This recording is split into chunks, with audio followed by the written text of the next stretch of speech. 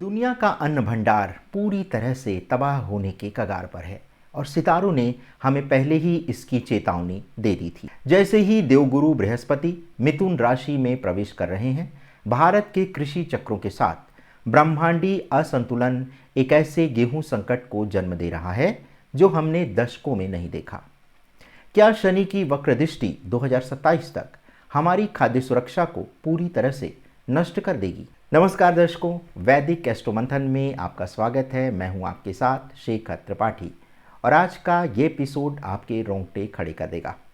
आज हम सिर्फ भविष्यवाणियां नहीं करेंगे बल्कि विज्ञान और वेदों के उस डरावने संगम का खुलासा करेंगे जो चीख चीख कर कह रहा है कि 2027 तक भारत एक भयंकर खाद्य संकट का सामना करने वाला है। वीडियो को अंत तक देखें क्योंकि जो समाधान आज हम आपको बताएंगे वही आपके परिवार को आने वाले अकाल से बचाएगा।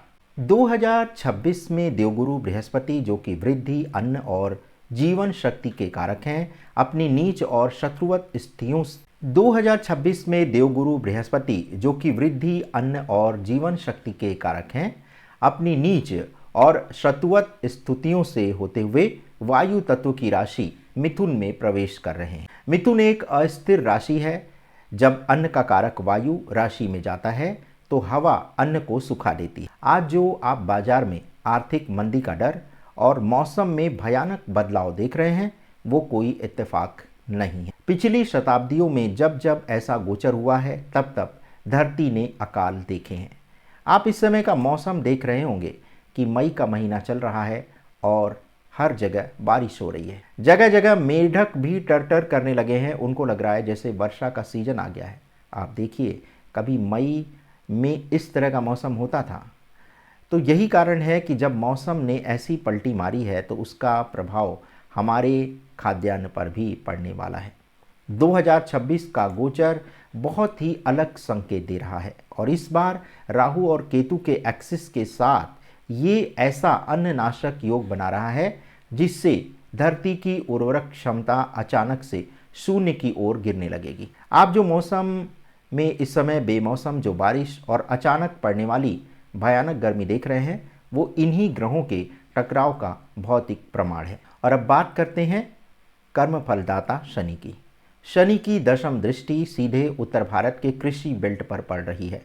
पुनर्वसु और पुष्य नक्षत्र जो पारंपरिक रूप से हमारी फसलों की बुआई और कटाई को नियंत्रित करते हैं, इस समय पाप कर्तरी योग में जकड़े हुए हैं। हमारा पारंपरिक पंचांग और फसल चक्र अब जमीन के मौसम से मेल नहीं खा रहा है।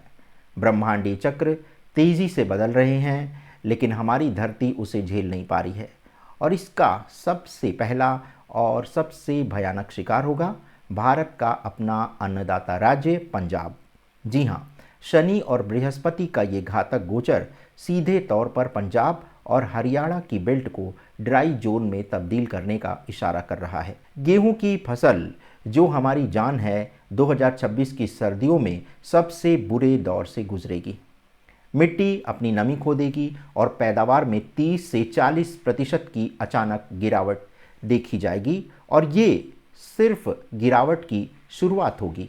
आप सोच रहे होंगे कि सिर्फ ग्रहों के बदलने से अकाल कैसे आ सकता है, और यहीं पर विज्ञान और भू राजनीति यानी जियोपॉलिटिक्स इस ज्योतिषी भविष्यवाणी को सच साबित करते नजर आ रहे हैं। भारत आज भले ही खाद्यान्न में आत्मनिर्भर होने का दावा करता हो लेकिन हमारी खेती की नसें विदेशियों से जुड़ी हुई हैं। वैज्ञानिक तथ्य ये है कि भारत अपनी खेती के लिए आवश्यक उर्वरक जैसे फर्टिलाइजर्स जैसे DAP, dry ammonium phosphate, potash और यूरिया के लिए 40 से 50% तक रूस, चीन और मध्य पूर्व के देशों पर निर्भर है। शनि का गोचर अंतर्राष्ट्रीय युद्ध और सप्लाई चेन को ब्लॉक कर रहा है। जब विदेशों से केमिकल, खाद और कच्चे माल के जहाज भारत नहीं पहुंचेंगे तो हमारी हाइब्रिड फसलें रातों रात खेत में खड़ी खड़ी बर्बाद हो जाएंगी। बिना केमिकल के हमारी हाइब्रिड बीजों वाली जो खेती है वो एक सीजन भी टिक नहीं पाएगी। दुनिया के ताकतवर देश इस खगोलीय घटना को जानते हैं। 2026 आते आते करेंसी डॉलर या रुपए की ताकत खत्म हो जाएगी और नया हथियार बनने वाला है अनाज। इसे साइलेंट फेमिन या खामोश अकाल कहा जा रहा है। जब भारत में गेहूं का उत्पादन गिरेगा तो सुपर पावर देश अपने गोदामों पर ताला लगा देंगे। कोई देश अनाज निर्यात नहीं करेगा क्योंकि हर कोई अपने भौतिक और कार्मिक अस्तित्व को बचाने में लगा होगा। वे भूखे देशों को अनाज देने के बदले उनकी संप्रभुता की मांग करेंगे और ये सिर्फ भूख नहीं बल्कि ये एक युद्ध जैसा होगा। तो सबसे बड़ा सवाल अब खड़ा हो रहा है कि क्या हम सब खत्म होने वाले हैं? बिल्कुल नहीं।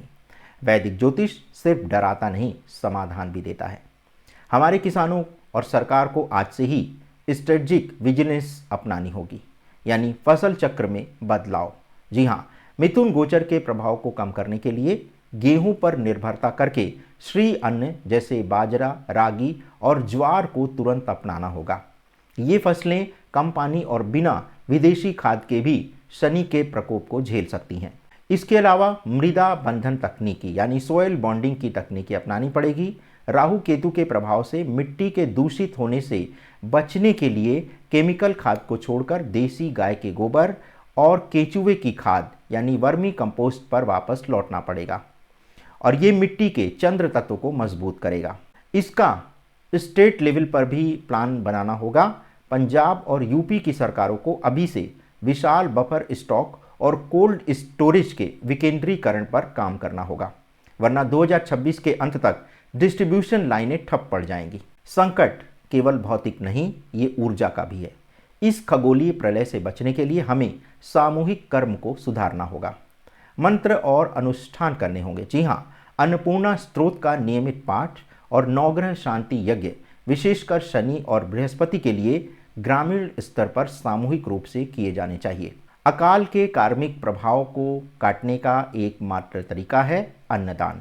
जी हाँ, सामुदायिक रसोई यानी लंगर व्यवस्था को मजबूत करें। जो आप बांटेंगे वही ब्रह्मांड आपको वापस लौट आएगा। कुल मिलाकर कह सकते हैं कि बृहस्पति का ये गोचर 2027 के मध्य तक अपना सबसे भयानक रूप दिखाने जा रहा है। लेकिन अगर आज हमने विज्ञान की तैयारी और वेदों के ज्ञान को नहीं अपनाया तो हमारी थालियां भी खाली होते देर नहीं लगेंगी। तो अलर्ट हो जाइए, अपने बीज बचाइए, अपनी मिट्टी की जो ताकत है, जो शक्ति है, उसको बचाइए और इस वीडियो को भारत के हर किसान और हर नीति निर्माता तक ज़रूर पहुंचाइए। जागरूक रहें, सुरक्षित रहें, देखते रहें वैदिक एस्ट्रो मंथन। हर हर महादेव। जय भारत, जय हिंद और जय वैदिक एस्ट्रो मंथन के दर्शकों की भी। तो अगर हमारा ये चैनल आपको अच्छा लग रहा है तो इसे लाइक, शेयर और सब्सक्राइब ज़रूर करिए, क्योंकि इसमें हम विज्ञान के साथ ज्योतिष को मिलाते हुए और साथ ही साथ जो समसामयिक करंट अफेयर्स के डेटा हैं उससे भी मिलाते हुए हम भविष्यवाणियों को एक तरह से प्रमाणित करने का प्रयास करेंगे कि जो ग्रहों का संकेत है क्या वही संकेत हमको तथ्यों के रूप में भी प्राप्त हो रहा है, क्या वैज्ञानिक भी यही बात कह रहे हैं, क्या जो डेटा एनालिटिक है वो भी यही बात प्रमाणित कर रहा है। तो इस तरह से अब ये जो भविष्यवाणियाँ हैं ये एक अलग रूप में आपके सामने वैदिक एस्ट्रो मंथन पर आने वाली हैं। इसी के साथ हम वैदिक एस्ट्रो मंथन पर एक नई वेब सीरीज शुरू करने जा रहे हैं जो कि आधारित है हमारे संतों के जीवन पर। जी हाँ, और इन संतों की डायरी से हम आपको उनके जीवन के गहन जो आयाम हैं उससे परिचित कराएंगे।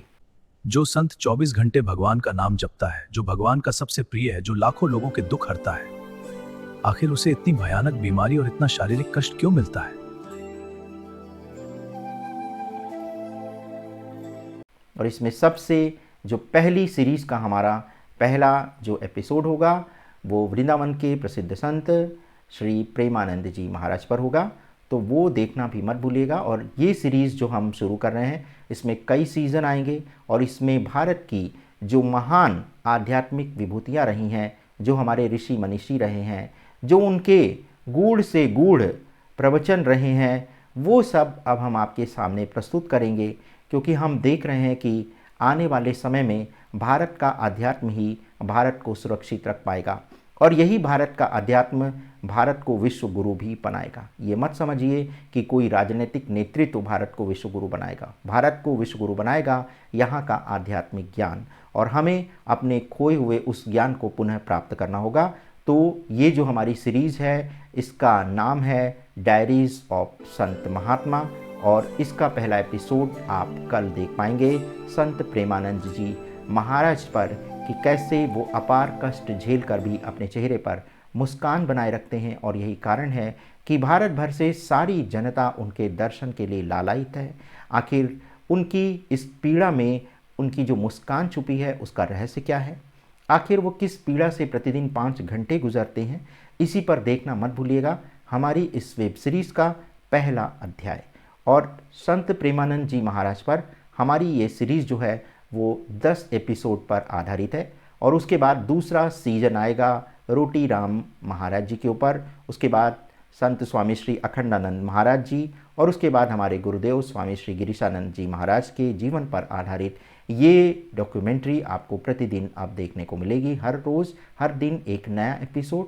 और इसी के साथ अखंड मंथन तो आप देख ही रहे हैं, इसके साथ न्यूज़ और करंट अफेयर्स को देखने के लिए आपको हमारा जो एक नया चैनल है ब्रूटल सच डिकोडेड केंद्र, इसको भी सब्सक्राइब करिए। इसमें भी हम आपको करंट अफेयर्स की जानकारी दे रहे हैं।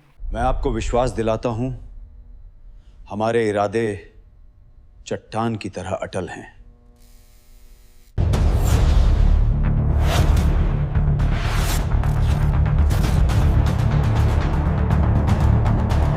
और इसके अलावा हमारा एक और चैनल है द प्राइम नैरेटिव।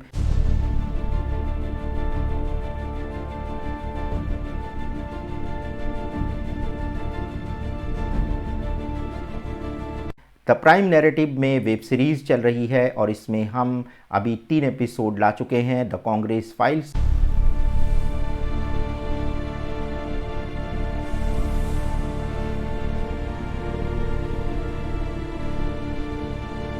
कांग्रेस जो पार्टी है जो अपने आप को स्वतंत्रता का मसीहा कहती है, आखिर उसके पीछे का सच क्या है, किस तरह से इस 75 साल में इस देश के एक तरह से 2 टुकड़े तो हुए ही हैं, साथ ही साथ अब इस देश को बांटने की किस तरह की साजिश की जा रही है, किस तरह से मुस्लिम ध्रुवीकरण एक और पाकिस्तान बनाने की ओर आगे बढ़ रहा है, इन सब पर देखना मत भूलिएगा द प्राइम नैरेटिव।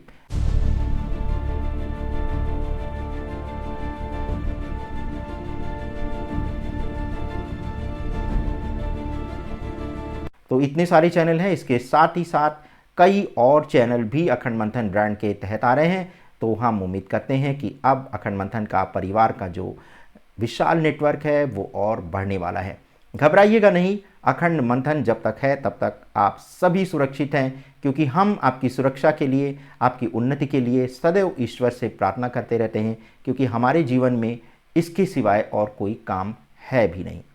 तो सच बात है, अगर कोई एक व्यक्ति आप लाखों दर्शकों के जीवन की समृद्धि के लिए, सुख शांति के लिए प्रार्थना करेगा तो ईश्वर भी उसे स्वीकार करेंगे। धन्यवाद, नमस्कार।